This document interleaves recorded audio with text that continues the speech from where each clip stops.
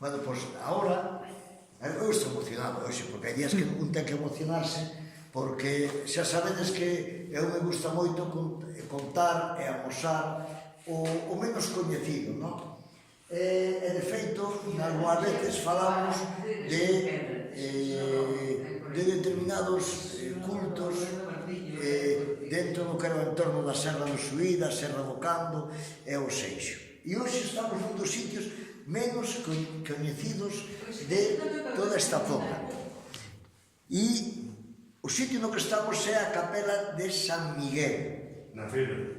Na Fírvera. Isto queda ao lado do Pelete. Cuidado que a aldea da Fírvera non ten nada que envidiarlle ao Pelete, solamente ver a eira, o reloxo de sol, o peto de ánimas e o cruceiro, un dase de conta de que está nun sitio de categoría. E os que non sean amigos de creer, porque na vida hai de todo, teñen unha fervencia aí abaixo impresionante, que ya recomendo. E nesta capela, pois temos a San Miguel e o Demo. Fijaxe que Demo grande, ten un machado e todo, pero San Miguel... Que día é o día da que se celebra a festa? O 29 de setembro. Ben, estes señores son os que nos facilitan chegar aquí, O sea que a gracia é para Pepe, é para... Ai, que non me acordo o nome, ten precioso, pero non me acordo. Delia. Por certo, que vamos a ver aquí que esta muller é unha enciclopedia desta zona. Estamos a tope.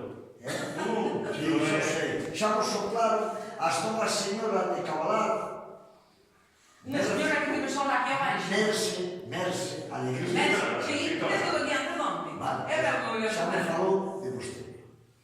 E mirando que vostede sabe, Merce e a xente de aquí, estamos nun círculo que ademais de haber un patrimonio, aí creo que máis intelectuales por metro cuadrado de toda a provincia de Pontevedra. Pois mirei que San Miguel, o Demo é grande, cuida xa de todo. Mira que para facer así tantos anos... E o que decía era que, como dice nesta zona, Dios o Demo, Dios é bo, o Demo non é malo. E a veces, pois, cando as cousas fallan, pois, o mellor o Demo tamén así. Hai que levarse ben por dous. Sí, porque eu oín algún que cando ven a capela pídelle o santo e pídelle o Demo polo que será. E xa vos deixo. Logo xa pondremos unhas fotiños do sitio e eu agradecer a estas dúas persoas que sin eles non houbéramos chegado aquí. E de verdad que despois de moitísimo tempo eu andaba por desta tradición popular e ao final creí que estaba perdida porque hasta anduvera moito tempo por Ventín averiguando porque había, parece ser un peto de ánimas con un San Miguel e o Demo, pero o peto xa desapareceu por moitísimos anos. Alguns oíron falar do peto que tiña unha representación, pero xa non hai. E non hai moitos. Outro que topei, pero é bastante novo na zona de Mondariz, a camiño da Franqueira, pero en comparación con isto, aquilo é unha cousa da Fulejo, E nada máis, ala, deixo-vos. E recordar que Dios é bo, o Demo non é malo. Era preciosa esta figura.